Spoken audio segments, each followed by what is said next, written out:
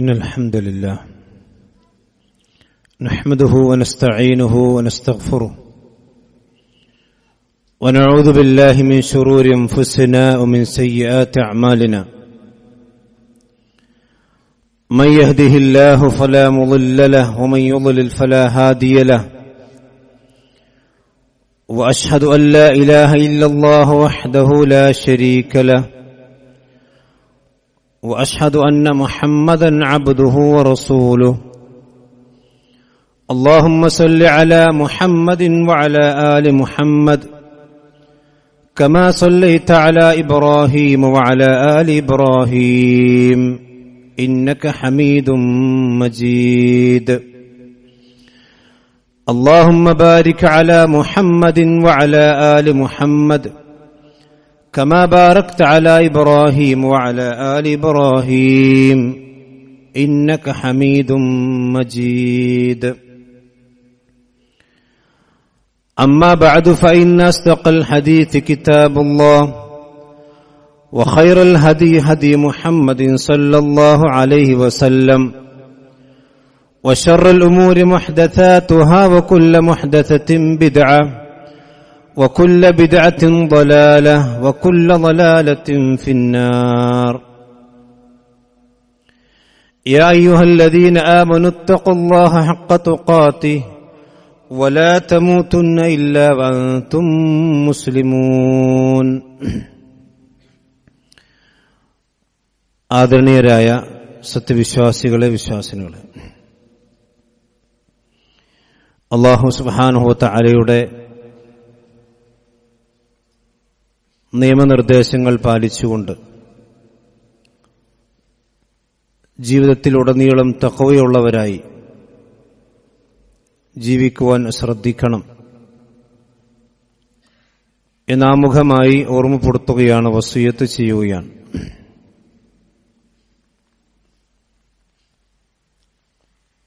അല്ലാഹു സുബ്ഹാനഹു വ തആല അവന്റെ ദീനിൽ നിശ്ചയിച്ചിട്ടുള്ള മഹത്തായ ഒരു പുണ്യകർമ്മമാണ് ബലികർമ്മം അഥവാ ഉളഹിയ്യത്ത് എന്നുള്ളത്.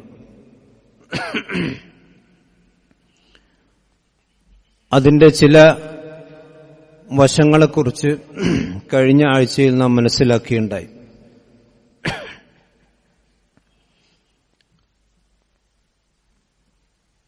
അല്ലാഹു സുബ്ഹാനഹു വ തആല അവന്റെ ഖലീലായി തെരഞ്ഞെടുത്തിട്ടുള്ള മഹാന ഇബ്രാഹിം നബി അലൈഹിസ്സലാത്തു വസ്സലാം, ആ ഇബ്രാഹിം നബി അലൈഹിസ്സലാത്തു വസ്സലാമയുടെ ത്യാഗോജ്ജലമായ ചരിത്രവുമായി ബന്ധമുള്ള ഒരു ആരാധന കൂടിയാണ് യഥാർത്ഥത്തിൽ ഉളഹിയ്യത്ത് എന്നുള്ളത്.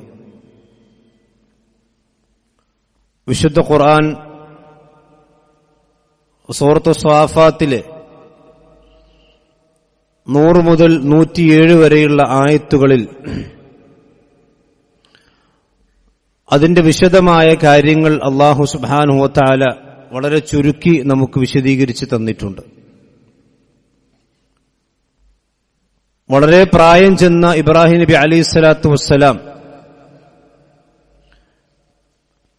തനിക്കൊരു സന്താനമുണ്ടാകണം എന്ന് അതിയായി ആഗ്രഹിക്കുകയും ആ ആഗ്രഹം അള്ളാഹുവിന്റെ മുമ്പിൽ അദ്ദേഹം നിവർത്തുകയും ചെയ്യുന്നുണ്ട്. റബ്ബി ഹബ്ലി മിനസ് സ്വാലിഹീൻ, അള്ളാഹുവേ ഒരു സ്വാലിഹായ സന്താനത്തെ നീ എനിക്കു തരണം. ഇവിടെ പണ്ഡിതന്മാർ പറയുന്ന ഒരു പ്രധാനപ്പെട്ട വിഷയമുണ്ട്. ഇവിടെ എന്ന് മാത്രമല്ല, ദുനിയാവിന്റെ ഏത് കാര്യങ്ങൾ ചോദിക്കുകയാണെങ്കിലും നിരുപാധികം മുത്തലഖൻ അല്ല ചോദിക്കേണ്ടത്, അഥവാ കണ്ടീഷനുകൾ ഉണ്ടാവും. റബ്ബന ആതിന ഫിദ്ദുനിയ ഹസന വഫിൽ ആഖിറതി ഹസന.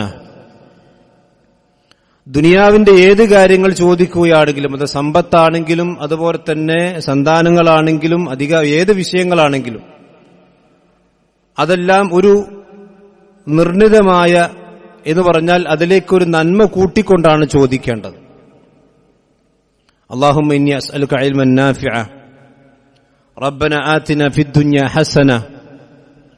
അതുപോലെ ഇബ്രാഹിം നബി അലൈഹിസ്സലാത്തു വസ്സലാം ചോദിച്ചത് എനിക്കൊരു സന്താനത്തെ തരണം എന്നല്ല, റബ്ബി ഹബ്ലി മിനസ് സ്വാലിഹീൻ, സ്വാലിഹായ ഒരു സന്താനത്തെ എനിക്ക് നീ ഒരു പിൻഗാമിയായി കൊണ്ട് തരണം.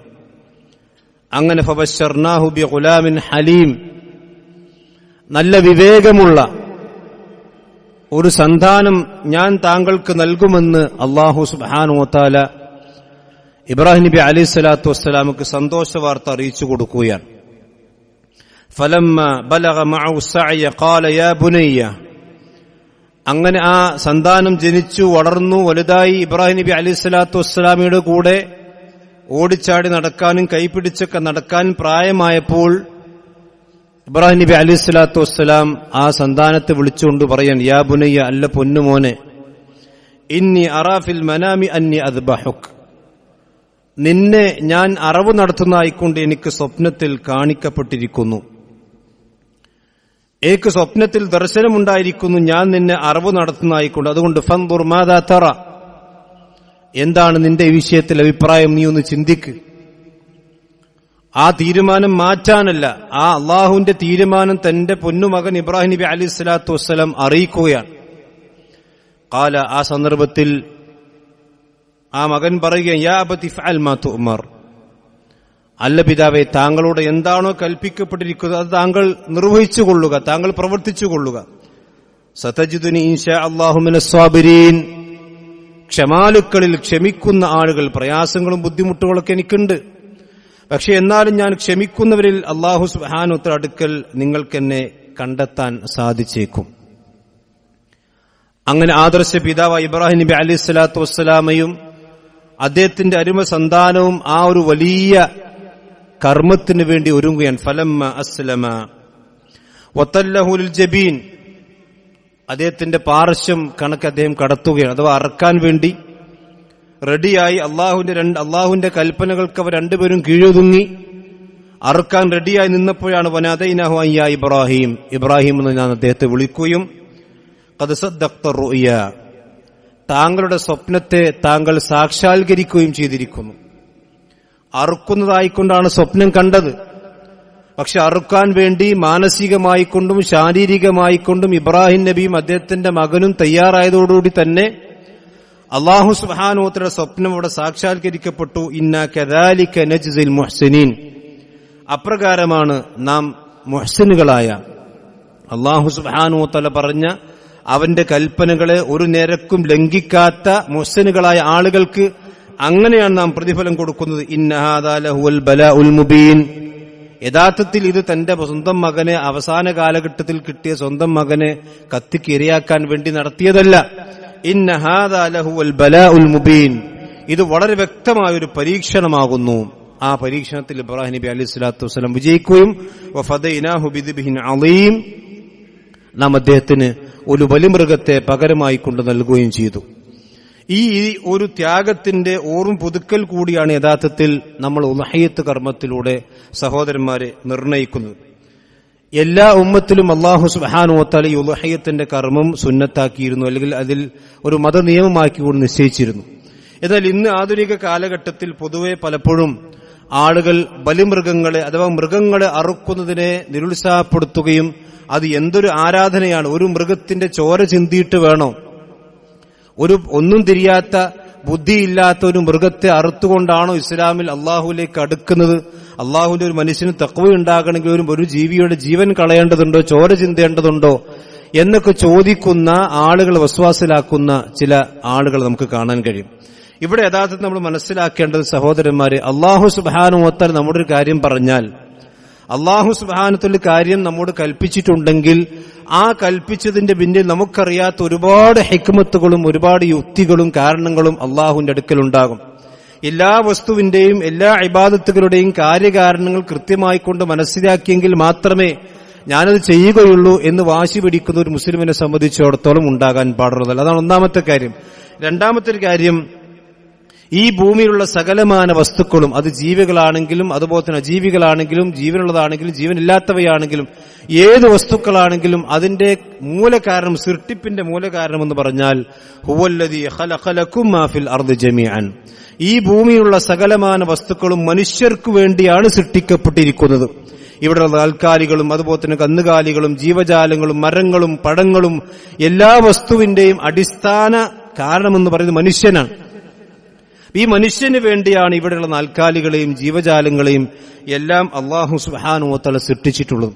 ഇനി ഒരു മനുഷ്യൻ ബലികർമ്മം നടത്തിക്കഴിഞ്ഞാൽ ആ ബലിമൃഗത്തിന്റെ മാംസത്തെ ആ മനുഷ്യൻ ഭക്ഷിക്കണമെന്നാണ് ഇസ്ലാം കൽപ്പിക്കുന്ന കൽപ്പന. അതുകൊണ്ട് തന്നെ നമുക്ക് ഭക്ഷ്യയോഗ്യമായ മൃഗങ്ങളെ മാത്രമേ ബലിയറുക്കാൻ പാടുള്ളൂ എന്നുകൂടി ഇസ്ലാമിന്റെ നിർദ്ദേശമുണ്ട്. നമുക്ക് തിന്നാൻ പാടില്ലാത്ത മൃഗങ്ങൾ വെറുതെ ചോര ചിന്തി അതിനെ കൊല്ലുക എന്ന് ഇസ്ലാം പ്രോത്സാഹിപ്പിക്കുന്നില്ല എന്ന് മാത്രമല്ല ഹറാമാക്കിയ കാര്യമാണ്. നമുക്ക് തിന്നാൻ പാടില്ലാത്ത മൃഗങ്ങൾ അറുക്കാൻ പാടില്ല എന്ന് പറയുന്നത് ഇസ്ലാമിന്റെ കണിശമായ നിർദ്ദേശമാണ്. അതുകൊണ്ട് തന്നെ ഫക്കുലു മിൻഹ, നിങ്ങൾ അതിൽ ഭക്ഷിക്കണം. അപ്പോൾ അല്ലാഹു സുബ്ഹാനഹു വ തആല നമുക്കൊരു ഭക്ഷണമായി കൊണ്ടുകൂടിയാണ് യഥാർത്ഥത്തിൽ ഈ ബലിയെ അല്ലാഹു സുബ്ഹാനഹു നിശ്ചയിച്ചിട്ടുള്ളത് എന്നുകൂടി നമ്മൾ മനസ്സിലാക്കണം. അതുകൊണ്ട് തന്നെയാണ് തിന്നാൻ പാടില്ലാത്ത മൃഗങ്ങളെ അറുക്കാൻ പാടില്ല എന്ന് അല്ലാഹു സുബ്ഹാനഹു വ തആല ഇവിടെ ദീൻ നിർദ്ദേശിക്കാൻ കാരണം. മാത്രവുമല്ല, ഇവിടെയുള്ള ജീവജാലങ്ങളെ നമുക്ക് അറുക്കാൻ പാകത്തിൽ, നമുക്ക് ഭക്ഷിക്കാൻ പാകത്തിൽ നമുക്ക് കീഴ്പ്പെടുത്തി തന്നു പടച്ചവനാണ്. കാരണം എല്ലാ ജീവജാലങ്ങളും നമുക്ക് അറുക്കാൻ കിട്ടൂല. നമുക്ക് മനുഷ്യന്മാർക്ക് പ്രാപിക്കാൻ കഴിയാത്ത ഒരുപാട് ജീവജാലങ്ങളും ഒരുപാട് വർഗങ്ങളും മനുഷ്യലോകത്തുണ്ട്, അല്ലെങ്കിൽ ഈ ഭൂമിയിലുണ്ട്.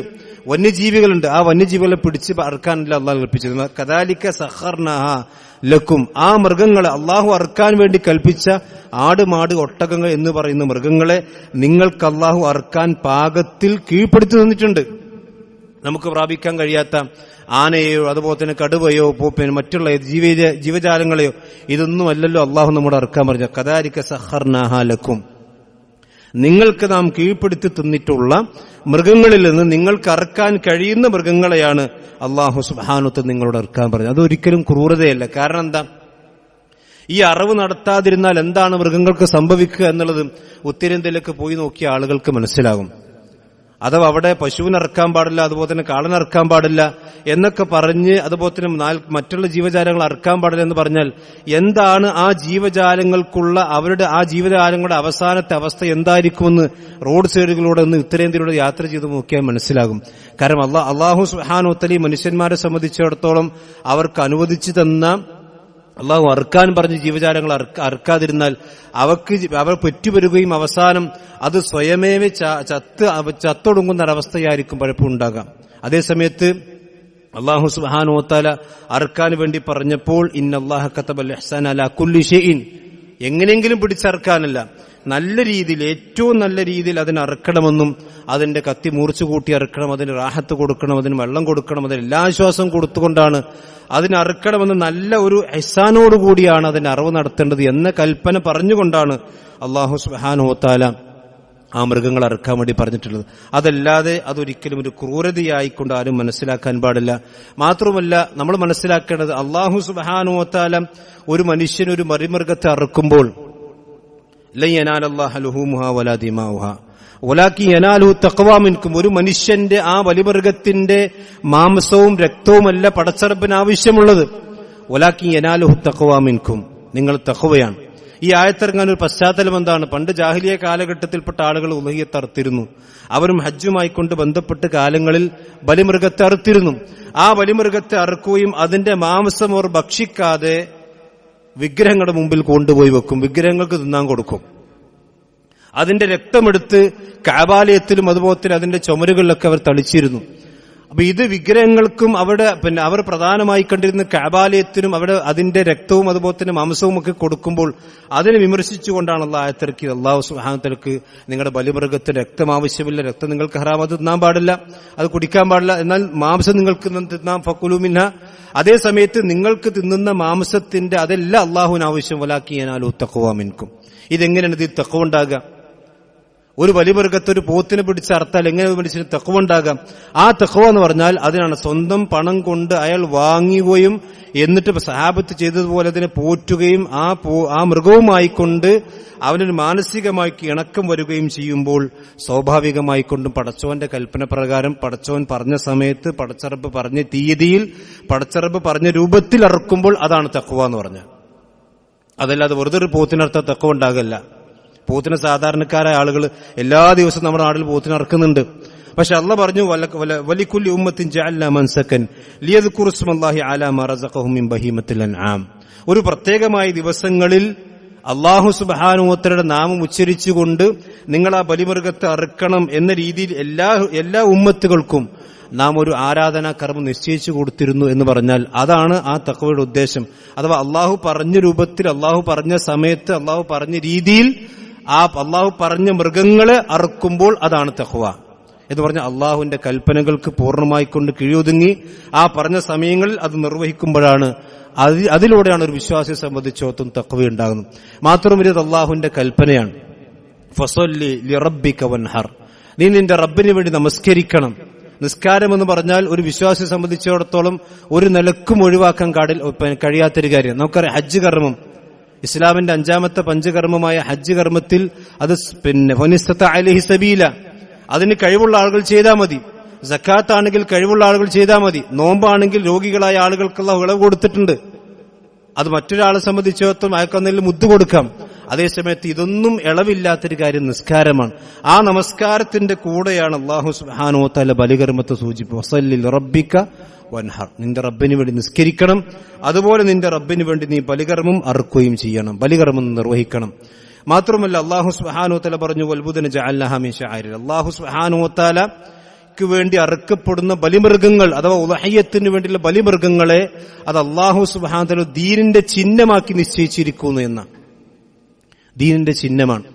വമൻ യുഅല്ലിം ശആയിർ അല്ലാഹ്, ആ ചിഹ്നങ്ങൾ ആരെങ്കിലും ആദരിച്ചു കഴിഞ്ഞാൽ, അതിനെ ബഹുമാനിച്ചു കഴിഞ്ഞാൽ ഫഇന്നഹാ മിൻ തഖ്വൽ ഖുലൂബ്, അതൊരു മനുഷ്യന്റെ ഹൃദയത്തിൽ തഖ്വയുടെ ഭാഗമായിക്കൊണ്ടാണ് അല്ലാഹു സുബ്ഹാനഹു വ തആല വിശദീകരിച്ചിട്ടുള്ളത്. അതുപോലെ തന്നെ സൂറത്ത് ഹജ്ജിൽ കാണാം ലിയശ്ഹദു മനാഫിഅ ലഹും വയദ്കുറു ഇസ്മല്ലാഹി ഫി അയ്യാമി മഅലൂമാത്തിൻ അലാ മാ റസഖഹും മിൻ ബഹീമത്തിൽ അൻആം. ബഹീമത്തുൽ അൻആം എന്ന് അല്ലാഹു നിശ്ചയിച്ച ചില മൃഗങ്ങളിൽ നിന്നും അല്ലാഹു നിശ്ചയിച്ച ചില ദിവസങ്ങളിൽ നിങ്ങൾക്ക് കൂടി ഉപകാരപ്പെടുന്ന രീതിയിൽ അതിന് അറിവ് നടത്തുക എന്നുള്ളത് അല്ലാഹു നിങ്ങൾക്കൊരു മതമായി നിശ്ചയിച്ചിരിക്കുന്നു എന്നതാണ് അല്ലാഹു സുബ്ഹാനഹു വ തആല നമ്മെ പഠിപ്പിച്ചിരിക്കുന്ന കാര്യങ്ങൾ. മാത്രമല്ല സഹോദരന്മാരെ, ഇതിന് ഉളഹിയ്യത്ത് എന്നതാണ് നമുക്ക് സാധാരണയായിക്കൊണ്ട് പേര് പറയാം. അപ്പോൾ ഒരു കുട്ടി ജനിച്ചതിന് നമ്മൾ അറിവ് നടത്താൻ അതിനെ അഖീഖ എന്ന് പറയും. അപ്പോൾ തന്നെ സാധാരണയായിക്കൊണ്ട് നടത്തുന്നതിനും വേറെ ചില പേരുകൾ പറയും, സദഖ എന്ന് പറയും. എന്നാൽ ഉളഹിയ്യത്ത് എന്ന് പേര് പറയാൻ എന്തുകൊണ്ടാണ് കാരണം? വഹാദ യകൂനു ദുഹ യൗമൻ നഹരി, അഥവാ ബലികർമ്മത്തിന്റെ അന്ന്, അഥവാ ദുൽഹിജ്ജ 10 അന്ന് ദുഹാ സമയത്താണ് ഇതിന്റെ അറിവ് തുടങ്ങുക. നബി സല്ലല്ലാഹു അലൈഹി വസല്ലം നിസ്കരിച്ചതിന് ശേഷം തന്റെ നമസ്കാരത്തിന്റെ മുസല്ലിൽ വെച്ചുകൊണ്ട് തന്നെയാണ് പ്രവാചകൻ ഉളുഹിയ്യത്ത് നിർവഹിച്ചത്. ഉളുഹിയ്യത്ത് സ്വാഭാവികമായിട്ട് പറയുമ്പോൾ ദുഹാ സമയത്താണ് പെരുന്നാൾ നിസ്കാരം തുടങ്ങുക. ആ പെരുന്നാൾ നിസ്കാരം കഴിഞ്ഞ് ഉടനെ തന്നെ പ്രവാചകൻ നിസ്കരിച്ച ആ ദുഹ എന്ന പദത്തിൽ നിന്നാണ് ഉളുഹിയ്യത്ത് എന്ന പദം ഉണ്ടായിട്ടുള്ളത് എന്ന് പണ്ഡിതന്മാർ വിശദീകരിച്ചിട്ടുണ്ട്. അതിന്റെ ഹുക്മിനെ സംബന്ധിച്ച്, എന്താണ് ഉളുഹിയ്യത്തിന്റെ വിധിയെ സംബന്ധിച്ച് പണ്ഡിതന്മാർക്ക് ഖിലാഫ് ഉണ്ടെങ്കിലും ശൈഖുൽ ഇസ്ലാം ഇബ്നു തൈമിയ്യ റഹ്മത്തുള്ളാഹി അലൈഹി പോലുള്ള പണ്ഡിതന്മാർ പറഞ്ഞത് അത് കഴിവുള്ള ആളുകൾ അത് നിർബന്ധമായി കൊണ്ടും കൊടുക്കണം എന്ന് തന്നെയാണ്. ഷെയ്ഖ് ഇബ്നു തൈമിയ്യ റഹ്മത്തുള്ളാഹി അലൈഹിം അവിടേക്കാണ് ചാഞ്ഞിട്ടുള്ളത്. എന്ന് പറഞ്ഞാൽ സാമ്പത്തികമായി കൊണ്ടൊരു ഉരുവിനെ അറുക്കാൻ ശേഷിയുള്ള ഒരു മനുഷ്യൻ അയാൾ ഉളുഹിയ്യത്തിൽ പങ്കാളിയാകാതിരിക്കുക എന്ന് പറഞ്ഞാൽ അത് ശരിയായ രീതിയല്ല. കാരണം നബി സല്ലല്ലാഹു അലൈഹി വസല്ലം നമുക്കറിയാം വലിയ സമ്പന്നനൊന്നുമല്ല. പ്രവാചകൻ മിസ്കീനായ അല്ലാഹുമ്മ ഹയ്യിനി മിസ്കീനൻ, നീ എന്നൊരു മിസ്കീനായിക്കൊണ്ട് ജീവിപ്പിക്കണമേ എന്ന് അള്ളാഹുവിനോട് പ്രാർത്ഥിക്കുകയും അങ്ങനെ തന്നെ ജീവിക്കുകയും അങ്ങനെ തന്നെ മരിക്കുകയും ചെയ്ത പ്രവാചകൻ സല്ലല്ലാഹു അലൈഹി വസല്ലം എല്ലാ വർഷവും ഉളുഹിയ്യത്ത് നടത്താറുണ്ട്. അലി റളിയല്ലാഹു അൻഹു ധരിക്കുന്ന, അതുപോലെ തന്നെ അനസ് റളിയല്ലാഹു അൻഹു ധരിക്കുന്ന ഹദീസിൽ കാണാം കഅന്ന നബി സല്ലല്ലാഹു അലൈഹി വസല്ലം കാന യുളഹി ബികബശൈൻ അംലഹൈൻ അഖറനൈനി, നല്ല കൊമ്പുള്ള, നല്ല വെളുപ്പും കറുപ്പുമുള്ള 2 ആടുകളെ നബി സല്ലല്ലാഹു അലൈഹി വസല്ലമ ബലിയറുത്തിരുന്നു. അലി റളിയല്ലാഹുവിനെ പ്രവാചകൻ ചിലപ്പോൾ ഏൽപ്പിക്കും, അതല്ലെങ്കിൽ പ്രവാചകൻ സല്ലല്ലാഹു അലൈഹി വസല്ലം ചില സന്ദർഭങ്ങളിൽ വദബഹുമാ ബിയദിഹി, തന്റെ സ്വന്തം കൈകൾ കൊണ്ട് പ്രവാചകൻ അതിനെ ബലിയറുത്തിരുന്നു. ഇത് റസൂലുള്ളാഹി സ്വല്ലല്ലാഹു അലൈഹി വസല്ലമ സ്വന്തം ജീവിതത്തിൽ നമുക്ക് പ്രാക്ടിക്കലാക്കി ചെയ്ത് കാണിച്ചു തന്ന ഒരു ഇബാദത്ത് കൂടിയാണ് ഉളുഹിയ്യത്ത് എന്നുള്ളത്. പ്രവാചകൻ നല്ല ആടിനെയാണ് അറുത്തത്. ബികബശീൻ അംലഹൈൻ അഖറനൈൻ, അതിനെ വിശദീകരിച്ചുകൊണ്ട് പണ്ഡിതന്മാർ പറയും നല്ല ആടെന്ന് പറഞ്ഞാൽ നല്ല കൊമ്പുള്ള വെളുപ്പും കറുപ്പുമുള്ള ആട് എന്ന് പറഞ്ഞാൽ അറബികളെ സംബന്ധിച്ചിടത്തോളം അതൊരു സൗന്ദര്യമുള്ള ആടായിരുന്നു. നല്ല മുന്തിയ തരം ഇനമാണ് പ്രവാചകൻ അറുത്തത്. മാത്രവുമല്ല അറുക്കുമ്പോൾ വൈസമി വൈക്കബ്ബർ, പ്രവാചകൻ ബിസ്മില്ല അല്ലാഹു അക്ബർ എന്ന് പറഞ്ഞുകൊണ്ടാണ് അറുക്കുകയും ചെയ്തിട്ടുള്ളത്. വൈലഉരിജിലഹു അല സിഫാഹിഹിമ, പ്രവാചകൻ ആടിനെ കിടത്തിയിട്ടാണ് പ്രവാചകൻ അറുത്തത്. ആ കിടത്തി തന്റെ ഇടത് കാലും ആ ആടിന്റെ കഴുത്തിന്റെ ഭാഗത്ത് പ്രവാചകൻ കയറ്റി വെച്ചുകൊണ്ടാണ് നബി സല്ലല്ലാഹു അലൈഹി വസല്ലം മറക്കുകയും ചെയ്ത്. വദബഹുമാ ബിയദിഹി, പ്രവാചകൻ തന്റെ സ്വന്തം കൈകൾ കൊണ്ടാണ് ആ ആടിനെ അറുത്തത്. ഇതിന് വിശദീകരിച്ചുകൊണ്ട് ഇബ്നു ഉസൈമീൻ റഹ്മത്തുള്ളാഹി അലൈഹി പറയാണ്, സ്വന്തം കൈകൊണ്ട് അറുത്തു എന്ന് പറഞ്ഞാൽ അന്നഹു യംബഗി ലിൽ മുളഹി അൻ യദ്ബഹ ബിയദിഹി, സ്വന്തം മുളഹിയത്തിനെ സ്വന്തം കൈകൾ കൊണ്ട് അറുക്കാൻ കഴിയുന്ന ആളുകളുണ്ടെങ്കിൽ അതാണ് ഏറ്റവും നല്ലത്, അതാണ് ചെയ്യേണ്ടത്. സ്വന്തമായിക്കൊണ്ട് 7 ആളുകൾ ഷെയർ ഓടുന്ന ആളുകളാണെങ്കിൽ അതിലേതെങ്കിലും ഒരാൾക്ക് അറുക്കാം, എല്ലാവർക്കും കൂടി അറുക്കാൻ കഴിയില്ല.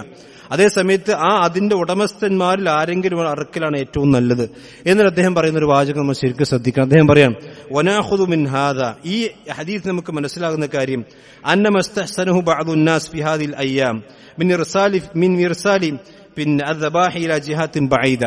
ഇപ്പൊ ചില ആളുകൾ, അദ്ദേഹം പറയാണ്, ചില ആളുകൾ ഒരു നല്ല കാര്യമായിക്കൊണ്ട് മനസ്സിലാക്കിയ ചില കാര്യങ്ങൾ, അഥവാ ഉളുഹിയ്യത്തിന്റെ പൈസ വേറെ സ്ഥലങ്ങളിലേക്ക് കൊടുത്തയക്കുക. ഇപ്പൊ നമ്മുടെ നാട്ടിലുണ്ട് ചില ആളുകൾ ഉത്തരേന്ത്യയിലൊക്കെ അവിടെ ഉളുഹിയ്യത്ത് അറുക്കാൻ വേണ്ടി ഒരു ഉരുവിന്റെ പണം കൊടുത്തയക്കും. ലിതുദ്ഹബ വയതസദ്ദഖ ബിഹാ അൽ ഫുഖറാഇ വൽ മസാകീൻ, അവിടെയുള്ള മിസ്കീനന്മാർക്കും അവിടെയുള്ള ഫക്കീറന്മാർക്കും അതിന്റെ ഇറച്ചി മാംസം കിട്ടാൻ വേണ്ടിയിട്ട് ഇവിടുന്ന് ഉളുഹിയ്യത്തിന്റെ പണം ആ അന്യനാടുകളിലേക്ക് മറ്റു നാടുകളിലേക്ക് കൊടുത്തയക്കുക, അതൊരു നല്ല കാര്യമായി ചില ആളുകൾ മനസ്സിലാക്കിയിട്ടുണ്ട്. എന്നാൽ അദ്ദേഹം പറയും,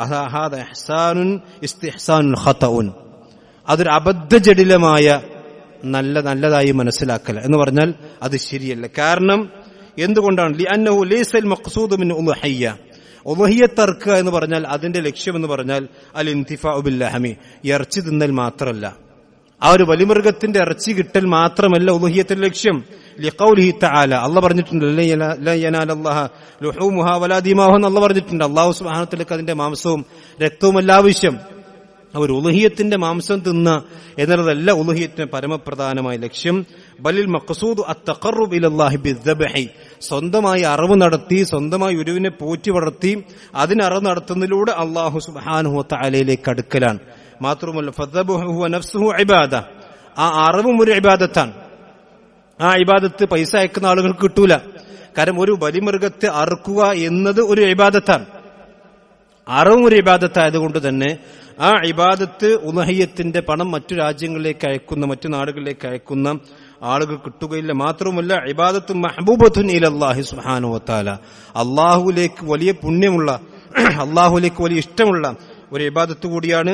മാത്രവുമല്ല മഖ്സൂദത്തുൻ ബിദ്ദാത്ത്, യഥാർത്ഥത്തിൽ ഉളുഹിയ്യത്തിന്റെ അടിസ്ഥാനമായ ലക്ഷ്യവും അതുതന്നെയാകുന്നു എന്നാണ് അദ്ദേഹം പറഞ്ഞത്. അപ്പോ നമ്മുടെ നാടുകളെ സംബന്ധിച്ചിടത്തോളം പല ആളുകളും പല ഉത്തരേന്ത്യയിലേക്ക് കയറ്റി അയക്കുന്ന ആളുകളുണ്ടാവും. ഉത്തരേന്ത്യയെ സംബന്ധിച്ചിടത്തോളം അവിടെ നമ്മളെക്കാൾ കൂടുതൽ മുസ്ലിമീങ്ങളൊക്കെ വസിക്കുന്ന നാടാണ് അവിടെയൊക്കെ പലതുള്ളത്. പക്ഷെ അവിടെയുള്ള പല ആളുകളും എന്താ വെച്ചാൽ ഇബാദത്തിലൊന്നും ഇവർ കൃത്യമായ നമ്മുടെ നാടിനെ പോലെ കണിശതയില്ലാത്ത, പ്രത്യേകിച്ച് നമസ്കാരം പോലും കൃത്യമായി കൊണ്ട് നിർവഹിക്കാത്ത ആളുകളാണ്. അവിടെയുള്ള മഹാഭൂരിപക്ഷം എന്നുള്ളത് എല്ലാവർക്കും അറിയുന്ന നഗ്നമായ ഒരു ദുഃഖ സത്യമാണ്. അതിന്റെ അർത്ഥം അവർക്ക് കൊടുക്കാൻ ഹറാമാണെന്നല്ല, പക്ഷേ ഒരു മനുഷ്യനെ സംബന്ധിച്ചിടത്തോളം അയാളുടെ ഉളുഹിയ്യത്ത് അയാളുടെ കൈകൾ കൊണ്ട് അറുത്ത് അതിൽ നിന്ന് അയാൾ ഭക്ഷിക്കാൻ കഴിയുമെങ്കിൽ ഫക്കുലു മിൻഹ എന്നുള്ള പറഞ്ഞതുപോലെ ആ ഒരു സുന്നത്ത് നടപ്പിലാക്കാൻ കഴിയുമെങ്കിൽ അത് തന്നെയാണ് ഏറ്റവും നല്ലത് എന്ന് കൂടി നമ്മൾ മനസ്സിലാക്കണം. അതുപോലെ തന്നെ സഹോദരന്മാർ, ഉളുഹിയ്യത്ത് അറുക്കുമ്പോൾ ഇതിൽ ഏറ്റവും മുന്തിയ തരം ഒരുവിനെയാണ് നമ്മൾ അറുക്കേണ്ടത്. പ്രവാചകൻ 4 തരം ഗൈബുകൾ, 4 തരം ന്യൂനതകൾ ഉളുഹിയ്യത്ത് മൃഗത്തിൽ ഉണ്ടാകാൻ പാടില്ല എന്ന് പറഞ്ഞിട്ടുണ്ട്. അർബഉൻ ലാ തജൂസു ഫിൽ ലഹായ, 4 തരം മൃഗങ്ങളെ ഉളുഹിയ്യത്ത് അറുക്കാൻ പാടില്ല. ഒന്ന് അൽ ഔറ ഉൽ ബയ്യിനു ഔറുഹ, കണ്ണിന്റെ രോഗമുള്ള, കണ്ണിന് കോങ്കണ്ണുള്ള, അതല്ലെങ്കിൽ കണ്ണിന് എന്തെങ്കിലും അസുഖമുള്ള മൃഗമാണെങ്കിൽ അതിനറുക്കാൻ പാടില്ല. അതൊരു ഐബാൻ, ഒരു ന്യൂനതയാണ്. ന്യൂനതകളിൽ നിന്ന് പൂർണ്ണമായും മുക്തമായിട്ടുള്ള മൃഗത്തെയാണ് അറുക്കേണ്ടത്. അതുപോലെ തന്നെ പ്രവാചകൻ പറഞ്ഞു മരീദത്തുൽ ബയ്യിനു മർദുഹ, രോഗമുള്ള മൃഗങ്ങൾ. മൃഗത്തിന്റെ അങ്ങനെ രോഗമുണ്ടെന്ന് അറിയാം. ഒന്നുകിൽ അതിന് ശക്തമായ ചൂടുണ്ടാവും, അതല്ലെങ്കിൽ ക്ഷീണമുള്ള മൃഗങ്ങൾ, അതുപോലെ തന്നെ ഉന്മേഷക്കുറവുണ്ടാവും. ഇങ്ങനെ അതിൽ ഭക്ഷണം കഴിക്കുന്നത് കുറവുണ്ടാവും, തീറ്റ പറ്റേ കുറവാണ്. അപ്പൊ അതിന് മനസ്സിലാക്കാൻ എന്തോ പ്രശ്നമുണ്ട്. അപ്പൊ ഇങ്ങനെയുള്ള എന്തെങ്കിലും ചെറിയ ഐബുള്ള ന്യൂനതകളുള്ള മൃഗങ്ങൾ ഒരിക്കലും ഉലഹിയത്തിന് പറ്റുകയില്ല. അതുപോലെ തന്നെ അർജ ഉൽബയ്യുനുദൽഹ, എല്ലുന്തിയ മാംസം തീരെ ഇല്ലാത്ത ഒരു എല്ലുംകൂലിയായ ചാവാലിയായ മൃഗത്തെ അറക്കാൻ പാടില്ല. വൽ കബീറത്തുല്ലത്തി തൻഖി, അതുപോലെ തന്നെ ആ എല്ലുകൾക്കുള്ളിൽ മജ്ജയില്ലാത്ത അങ്ങേയറ്റം പ്രായം ചെന്ന, വലിയ പ്രായം ചെന്ന നല്ല മൂത്ത് നരച്ച മൃഗങ്ങൾ അറക്കാൻ പാടില്ല. നല്ല ശാബായി യുവത്വമുള്ള എന്ന് പറഞ്ഞാൽ കാണുമ്പോൾ തന്നെ ആകർഷകത്വം തോന്നുന്ന രീതിയിലുള്ള മൃഗങ്ങളെയാണ് അള്ളാഹുവിന്റെ മാർഗത്തിൽ നമ്മൾ കൊടുക്കേണ്ടത്. കാരണം അള്ളാഹ് പറഞ്ഞെന്താ, ലൻ തനാലുൽ ബിർറ ഹത്താ തുൻഫിഖൂ മിമ്മാ തുഹിബ്ബൂൻ, നിങ്ങൾക്ക് ഇഷ്ടം തോന്നുന്ന, കണ്ടാൽ തന്നെ ഇഷ്ടം തോന്നുന്ന കാര്യങ്ങളുണ്ടല്ലോ, ആ കാര്യങ്ങളിൽ നിന്ന് നിങ്ങൾ അള്ളാഹുവിന്റെ മാർഗത്തിൽ ചെലവഴിക്കുമ്പോഴാണ് നിങ്ങൾക്ക് അള്ളാഹുവിന്റെ ബിർറ് കിട്ടുക. അതല്ലാതെ നമുക്ക് ആവശ്യമില്ലാത്ത, നമുക്ക് തന്നെ ആവശ്യമില്ലാത്ത, അല്ലെങ്കിൽ നമുക്ക് കണ്ടാതെ ഒരു ഭംഗിയും തോന്നാത്ത ആ മൃഗങ്ങൾ ഒരിക്കലും ഉലഹിയത്തിന് അറുക്കാൻ പാടില്ല. അതുകൊണ്ട് ഉരുവിനെ വാങ്ങുന്ന ആളുകൾ ആ കാര്യം പ്രത്യേകമായിക്കൊണ്ട് ശ്രദ്ധിക്കണം. അതോടൊപ്പം തന്നെ ഉലഹിയത്തിന് മൃഗങ്ങൾക്ക് ആവശ്യമായ പ്രായം തികയണം. പ്രവാചകൻ പറഞ്ഞു, ലാ തദൂഹു ഇല്ലാ മുസിന്ന, മുസിന്നത്തിനല്ലാതെ നിങ്ങൾ അറുക്കാൻ പാടില്ല എന്ന് പറഞ്ഞാൽ പ്രായം തികഞ്ഞതിനല്ലാതെ. എന്താ അതിന്റെ പ്രായം? ആട് വർഗത്തിനാണെങ്കിൽ 1 വയസ്സ് തികയണം. ഒരാൾ ഒറ്റയ്ക്ക് ആടിനിറക്കുകയാണെങ്കിൽ 1 വയസ്സ് തികഞ്ഞ് അറക്കാൻ പാടുള്ളൂ. അതുപോലെ തന്നെ മാട് വർഗ്ഗങ്ങളിൽപ്പെട്ടതാണെങ്കിൽ, അഥവാ പോത്ത്, അതുപോലെ തന്നെ പശു, കാള പോലുള്ളതാണെങ്കിൽ അത് 2 വയസ്സ് തികയുകയും, ഒട്ടകമാണെങ്കിൽ 5 വയസ്സ് തികയുകയും വേണം. ഇത് പ്രായം തികയുകയും അതുപോലെ തന്നെ എന്നാൽ അങ്ങേയറ്റം പ്രായം എത്തുകയും ചെയ്യാത്ത ഒരു മധ്യവയസ്കരുള്ളതെയാണ് അറക്കേണ്ടത്. അലി റളിയല്ലാഹു അൻഹു പറയാണ്, അമർന റസൂലുള്ളാഹി സ്വല്ലല്ലാഹു അലൈഹി വസല്ലം അൻ നസ്തശ്രിഫൽ ഐന വൽ ഉദ്ന, ഒരു ബലിമൃഗത്തെ വാങ്ങുമ്പോൾ പ്രവാചകൻ നിങ്ങളുടെ പ്രത്യേകമായി കൊണ്ട് കൽപ്പിക്കാറുണ്ട്, അതിന്റെ ചെവിയും അതിന്റെ കണ്ണും അതിന്റെ പല്ലുകളുമൊക്കെ ശരിക്ക് പരിശോധിച്ചതിന് ശേഷം മാത്രമേ ഉദഹിയത്തിന്റെ മൃഗത്തെ വാങ്ങാൻ പാടുള്ളൂ. അതേസമയത്ത് നമുക്ക് സാധാരണയൊക്കെ കൊണ്ട് അറിവിനാണെങ്കിൽ, നമുക്ക് ഭക്ഷിക്കാൻ വേണ്ടിയുള്ള അറിവിനാണെങ്കിൽ ഇത് പറയുന്ന നിബന്ധനകളൊന്നുമില്ല. പക്ഷെ അത് അള്ളാഹുവിന്റെ ഇബാദത്ത് നിർവഹിക്കുമ്പോൾ അതിന് പ്രത്യേകമായ കൽപ്പനകൾ അള്ളാഹു സുബ്ഹാനഹു വ തആല നമ്മോട് കൽപ്പിച്ചിട്ടുണ്ടെന്ന് കൂടി മനസ്സിലാക്കണം. മാത്രമല്ല അള്ളാഹു സുബ്ഹാനഹു വ തആല ഇതിനെ സംബന്ധിച്ച് സൂറത്ത് ഹജ്ജിൽ പറഞ്ഞ കാണാം, വൽ ബുദ്ന ജഅൽനാഹ മിൻ ശആയിരില്ലാ, ഈ ബലിമൃഗത്തെ അള്ളാഹു സുബ്ഹാനഹു വ തആല നിങ്ങൾക്കൊരു അള്ളാഹുവിന്റെ ചിഹ്നമായി നിശ്ചയിച്ചിരിക്കുന്നു. ഫിഹ ഖൈറുൻ, അതിൽ നിങ്ങൾക്ക് ഒരുപാട് ഖൈറുണ്ട്. ഫദ്കുറു സ്മല്ലാഹി അലൈഹ സവാഫ, നിങ്ങൾ അതിനെ സവാഫ് ആയിക്കൊണ്ട് അള്ളാഹുവിനെ നിങ്ങൾ ഓർക്കണം.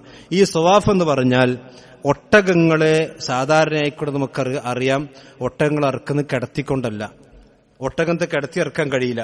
അപ്പൊ സവാഫ എന്ന് പറഞ്ഞാൽ അതിന്റെ ഇടത് കാല് വലത് കാലുമായി കൊണ്ട് കൂട്ടിക്കെട്ടിയിട്ടാണ് നിങ്ങൾ അറിവ് നടത്തേണ്ടത്. അതാണ് സവാഫ് എന്ന് പറയുന്നതിന്റെ ഒരു അർത്ഥം.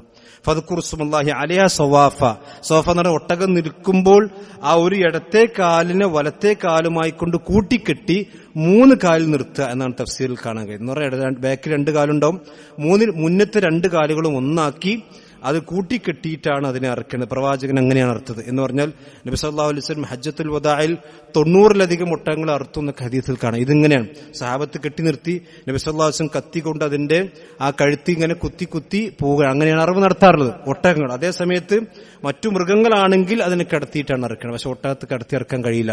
അത് അള്ളാഹു പറഞ്ഞു, ഫദ്കുറു സ്മല്ലാഹി അലൈഹി സവാഫ. എന്നാൽ ഫൈദാ വജബത് ജുനൂബുഹ, നിങ്ങൾ അതിൽ നിന്ന് അത് പാർശ്വഭാഗങ്ങൾക്ക് വീണ് കഴിഞ്ഞാൽ ഫക്കുലു മിൻഹ, നിങ്ങൾക്കതിൽ ഭക്ഷിക്കാം.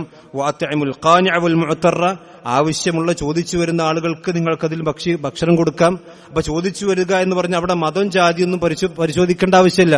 ഒരു ഉദഹിയത്തിന്റെ മൃഗം ആരാവശ്യപ്പെട്ടു വന്നാലും അതിൽ നിന്ന് കൊടുക്കാം. അതിൽ അമുസ്ലിങ്ങൾക്ക് കൊടുക്കാം, മുസ്ലിം ആയവർക്ക് കൊടുക്കാം, മുസ്ലിം അല്ലാത്തവർക്ക് കൊടുക്കാം, ആർക്കും കൊടുക്കാം എന്നതാണ് ഈ ഹദീസ് ആയത്ത് വിശദീകരിച്ചുകൊണ്ട് പണ്ഡിതന്മാർ പറഞ്ഞു. വഅത്ഇമു അൽ ഖാനിഅ വൽ മുഅ്തറ കദാലിക സഖർനാഹ ലക്കും ലഅല്ലക്കും തഷ്കുറൂൻ, നിങ്ങളൊക്കെ നന്ദി കാണിക്കാൻ വേണ്ടി അള്ളാഹു നിങ്ങൾക്ക് ഇപ്രകാരം ഇത് നിങ്ങൾക്ക് കീഴ്പ്പെടുത്തി തന്നിരിക്കുന്നു എന്നാണ് അള്ളാഹു സുബ്ഹാനഹു വ തആല വിശദീകരിച്ചിട്ട്. അപ്പോൾ ഈ രൂപത്തിൽ കാര്യങ്ങൾ മനസ്സിലാക്കുകയും ഉദ്ഹിയത്തിന്റെ പ്രാധാന്യം ഉൾക്കൊണ്ടുകൊണ്ട് ഇപ്പോൾ തന്നെ മാനസികമായും അതുപോലെ തന്നെ വേണ്ട കാര്യങ്ങളൊക്കെ ചെയ്യാനുള്ള സമയമായിട്ടുണ്ട്. അതിനുള്ള ഒരുക്കങ്ങൾ നമ്മളെല്ലാവരും നടത്തണം. അള്ളാഹു സുബ്ഹാനഹു നമ്മെ എല്ലാം അനുഗ്രഹിക്കുമാറാവട്ടെ.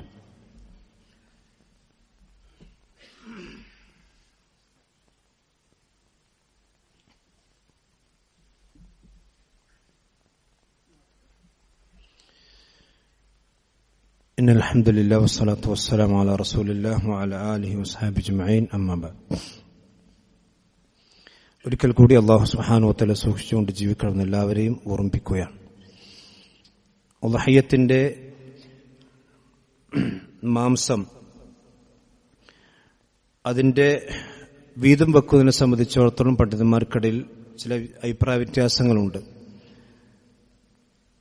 വൈദാ വജബത് ജുനൂബുഹ ഫകുലു മിൻഹ വഅത്ഇമു അൽ ഖാനിഅ വൽ മുഅത്തർ എന്ന ആയത്ത് വിശദീകരിക്കുമ്പോൾ മഹാൻ ഇബ്നു കസീർ റഹ്മത്തുള്ളാഹി അലൈഹി പോലെയുള്ള ചില മുഫസ്സിരീങ്ങൾ പറഞ്ഞ ചില അഭിപ്രായങ്ങളുണ്ട്. അതായത് ഉളഹിയത്തിന്റെ മാംസത്തിൽ നിന്ന് ഒരു ഭാഗം അറവ് നടത്തിയ ആളുകൾക്ക് എടുക്കാവുന്നതാണ്. മറ്റു 2 ഭാഗങ്ങളും അവർ സ്വതക്ക ചെയ്യുകയോ അതല്ലെങ്കിൽ പാവപ്പെട്ട ആളുകളെ സംബന്ധിച്ചിടത്തോളം അവർക്ക് അതിൽ നിന്ന് സ്വതക്ക ചെയ്യുകയോ ചെയ്യാം എന്നാണ് പണ്ഡിതന്മാർ സാധാരണയായിക്കൊണ്ട് പറഞ്ഞിട്ടുള്ളത്. അപ്പൊ അതിൽ നിന്ന് എത്ര എടുക്കാമെന്നുള്ളത് ഓരോ നാട്ടിലെയും സാധാരണ ഉറഫ് അനുസരിച്ചുകൊണ്ട് നമുക്ക് ചെയ്യാവുന്നതാണ്. അതല്ലാതെ ആ ഉളുഹിയത്തിന്റെ മാംസത്തിൽ നിന്ന് അയാൾ ഭക്ഷിക്കണം, ആ ഭക്ഷിക്കൽ നിർബന്ധമാണ് എന്ന് പോലും പറഞ്ഞ പണ്ഡിതന്മാരുണ്ട്. പക്ഷേ ആ കൗൽ അത്ര പ്രായോഗികമല്ല. കാരണം അതിനെ സംബന്ധിച്ച് ഇപ്പൊ ഹജ്ജിന്റെ സന്ദർഭങ്ങളിലും അതുപോലത്തെ മറ്റു ചില സന്ദർഭങ്ങളിലൊക്കെ അതിൽ നിന്ന് ഭക്ഷിക്കുക എന്നുള്ളത് പലപ്പോഴും സാധ്യമാകാതെ വരും. അതേസമയത്ത് കഴിയുന്ന ആളുകൾ അതിൽ നിന്ന് ഭക്ഷിക്കുക എന്ന് ചെയ്യേണ്ട കാര്യം തന്നെയാണ്. അതോടൊപ്പം തന്നെ മറ്റുള്ള ആളുകളെ സംബന്ധിച്ചിടത്തോളം മറ്റുള്ള ആളുകൾക്ക് അതിൽ നിന്ന് സ്വതക്ക കൊടുക്കുകയും ചെയ്യും. ഇതിനൊക്കെ ബലികർമ്മത്തിൽ പങ്കാളികളായ ആളുകളെ സംബന്ധിച്ചിടത്തോളം അതിൽ നിന്ന് ആരൊക്കെ ഭക്ഷിക്കുന്നുണ്ടോ ആ ഭക്ഷിക്കുന്നതിന്റെ ഒക്കെ പുണ്യം ഈ ഉളഹിയത്ത് നടത്തിയ മനുഷ്യൻ ലഭിക്കും എന്നുകൂടി നമ്മൾ മനസ്സിലാക്കുക. വളരെ പുണ്യകർമ്മമുള്ള വളരെ പുണ്യമായ ഒരു കാര്യമാണെന്ന് കൂടി നമ്മൾ മനസ്സിലാക്കുക. അതുപോലെ തന്നെ അലി ബിൻ അബി താലിബ് റളിയല്ലാഹു അൻഹു ധരിക്കുന്ന ഹദീസിൽ കാണാം, അമർനി അൻ നബി സല്ലല്ലാഹു അലൈഹി വസല്ലം അൻ നഖൂമ അലാ ബുദ്നിഹി. ചിലപ്പോൾ പ്രവാചകൻ സല്ലല്ലാഹു അലൈഹി വസല്ലം അലി റളിയല്ലാഹു അൻഹുവിനെയാണ് തന്റെ ബലിമൃഗത്തെ അറുക്കാൻ വേണ്ടി ഏൽപ്പിക്കുക. അങ്ങനെ പ്രവാചകൻ എന്നോട് കൽപ്പിച്ചു അൻ അഖ്സിം ലുഹൂമഹ, അതിന്റെ മാംസങ്ങളൊക്കെ സാധാരണക്കാർക്ക് വീജിത്ത് കൊടുക്കാനും, വജുലൂദഹ, അതിന്റെ തോലും സാധാരണക്കാരായ ആളുകൾക്ക് സദഖ കൊടുക്കാനും, വജിലാലഹ, ജിലാൽ എന്ന് പറഞ്ഞാൽ അവിടെ നല്ല തണുപ്പും ചൂടുള്ളൊക്കെ കാലഘട്ടമായതുകൊണ്ട് പ്രവാചകൻ സല്ലല്ലാഹു അലൈഹി വസല്ലമയുടെ കാലഘട്ടത്തിൽ ചില മൃഗങ്ങൾക്ക് മുകളിൽ അതിനെ തണുപ്പിൽ നിന്ന് രക്ഷപ്പെടുത്താൻ വേണ്ടി നല്ല കട്ടിയുള്ള വസ്ത്രങ്ങൾ ആ മൃഗത്തെ അണിയിപ്പിച്ചിരുന്നു. ചൂടിൽ രക്ഷപ്പെടാൻ വേണ്ടി അങ്ങനെ ചെയ്തിരുന്നു. അപ്പൊ അതാണ് ജിലാൽ എന്ന് പറഞ്ഞാൽ ആ മൃഗത്തെ മൂടുന്ന വസ്ത്രം എന്ന് പറഞ്ഞാൽ ആ മൃഗവുമായിക്കൊണ്ട് ബന്ധപ്പെട്ട എന്തൊക്കെ കാര്യങ്ങൾ മനുഷ്യന്മാർക്ക് ഉപയോഗിക്കാൻ പറ്റുന്നതുണ്ടോ അതൊക്കെ തന്നെയും ആളുകൾക്ക് സ്വതക്ക കൊടുക്കണം. അഥവാ തോല് വിറ്റ് അതിന്റെ പൈസ സാധാരണക്കാർക്ക് കൊടുക്കുക, അതിന്റെ എല്ലുകൾ വേണമെങ്കിൽ വിറ്റ് അത് സാധാരണക്കാർക്ക് അതിന്റെ പൈസ കൊടുക്കാം. അതല്ലാതെ റസൂൽ പറയാം അത് മിസ്കീനന്മാർക്കാണ്, അഥവാ സാധാരണക്കാരായിട്ടുള്ള ആളുകൾക്ക് അതിന്റെ നിന്ന് പണം കൊടുക്കാം. അതേസമയത്ത് ജസാറിന് അഥവാ അതിന് അറിവ് നടത്തിയ ആളുകൾക്ക് ഇതിൽ നിന്ന് കൂലിയായി കൊടുക്കാൻ പാടില്ല. അയാൾ മിസ്കീനാണെങ്കിൽ ഈ ഇറച്ചിയിൽ നിന്നും അതേപോലെ തന്നെ ഓഹരി വേണമെങ്കിൽ കൊടുക്കാമെന്നല്ലാതെ അവിടെ കൂലി നിശ്ചയിക്കുമ്പോൾ ഈ ഇറച്ചിയുടെ പണം കൂടി നിശ്ചയിച്ചതിന്റെ കൂലിയായി നിശ്ചയിക്കുന്ന രീതി പാടില്ല എന്ന് നബി സല്ലല്ലാഹു അലൈഹി വസല്ലം പഠിപ്പിച്ച ഹദീസിൽ കൃത്യമായി കൊണ്ട് കാണാൻ കഴിയുമ്പോൾ സഹോദരന്മാരെ പറഞ്ഞൊരു ചുരുക്കം ഇതാണ്, ഉളഹിയത്ത് എന്ന് പറഞ്ഞാൽ വളരെ പുണ്യമുള്ള ഇബാദത്താണ്. നമുക്ക് എല്ലാ ആളുകളും കഴിവിന്റെ പരമാവധി ആളുകൾ പങ്കെടുക്കാൻ കഴിയുമെങ്കിൽ, അതുകൊണ്ടാണ് ഇസ്ലാമിൽ നിങ്ങൾ ആലോചിച്ച് നോക്കൂ, വേറെ ഏതിലും ഷെയർ അല്ലാഹു നിശ്ചയിച്ചിട്ടില്ലല്ലോ. നോമ്പിലാണെങ്കിൽ, നിസ്കാരത്തിലാണെങ്കിൽ, സക്കാത്തിലാണെങ്കിൽ ഒന്നും ഷെയർ കൂടാന്നുള്ള രീതിയില്ല. ഒക്കെ അപ്പനപ്പനെ നിർവഹിക്കുക. പക്ഷെ ഉളഹിയത്തിൽ ഷെയർ കൂടണം എന്തിനാണ്? അങ്ങനെയെങ്കിലും ആളുകൾ ഇതിലൊരു പങ്കാളിത്തം ഉണ്ടാകട്ടെ, കഴിയുന്ന രീതിയിലെങ്കിലും ആളുകൾ ഇതിൽ പങ്കാളികളാകട്ടെ എന്നത് ഉദ്ദേശം വെച്ചുകൊണ്ടാണ്. അതുകൊണ്ട് ആ ഒരു മഖ്സദ് ലക്ഷ്യം വെച്ചുകൊണ്ട് നമ്മളെല്ലാവരും അത് ശ്രദ്ധിക്കണം എന്നുകൂടി ഉണർത്തുന്നു. അല്ലാഹു സുബ്ഹാനഹു വ തആല അവന്റെ ദീൻ കൂടുതൽ പഠിക്കാനും മനസ്സിലാക്കാനും അള്ളാഹു നമുക്കെല്ലാം തൗഫീഖ് നൽകുമാറാവട്ടെ. നമ്മുടെ ജീവിതത്തിൽ അറിഞ്ഞും അറിയാതെയും സംഭവിച്ചിട്ടുള്ള മുഴുവൻ പാപങ്ങളും അള്ളാഹു നമുക്കെല്ലാം പുറത്തു നൽകുമാറാവട്ടെ. നമ്മളിത് മരണപ്പെട്ടുപോയ നല്ലവരായ നമ്മുടെ മാതാപിതാക്കൾ, നമ്മുടെ കൂട്ടുകുടുംബങ്ങൾ അള്ളാഹു അവർക്കെല്ലാം സ്വർഗ്ഗം നൽകി ആദരിക്കുമാറാവട്ടെ. അവരെയും നമ്മീ നാളെ ജന്നാത്തുൽ ഫിർദൗസിൽ അള്ളാഹു ഒരുമിച്ച് കൂട്ടുമാറാവട്ടെ. ലോകത്തിന്റെ വിവിധ ഭാഗങ്ങൾ പ്രയാസങ്ങൾ അനുഭവിക്കുന്ന മുസ്ലിമീങ്ങൾ അള്ളാഹു അവർക്കെല്ലാം ആശ്വാസം നൽകുമാറാവട്ടെ. തീർത്താൻ തീരാത്ത കടബാധ്യതകളിൽ നിന്നും മാറാ രോഗങ്ങളിൽ നിന്നും അള്ളാഹു നമ്മെ നമ്മുടെ കുടുംബത്തെയും കാത്തുരക്ഷിക്കുമാറാവട്ടെ. അല്ലാഹുമ്മ ഗ്ഫിർ ലിൽ മുഅ്മിനീന വൽ മുഅ്മിനാത്ത് വൽ മുസ്ലിമീന വൽ മുസ്ലിമാത്ത്. അല്ലാഹുമ്മ അഇസ്സൽ ഇസ്ലാം വൽ മുസ്ലിമീൻ വഅദിൽ അശ്ശിർക വൽ മുശ്രിക്കീൻ. റബ്ബനാ തഖബ്ബൽ മിന്നാ ഇന്നക അൻതസ് സമീഉൽ അലീം വതുബ് അലൈനാ ഇന്നക അൻതത് തവ്വാബുർ റഹീം. വസല്ലല്ലാഹു അലാ നബിയിനാ മുഹമ്മദ്.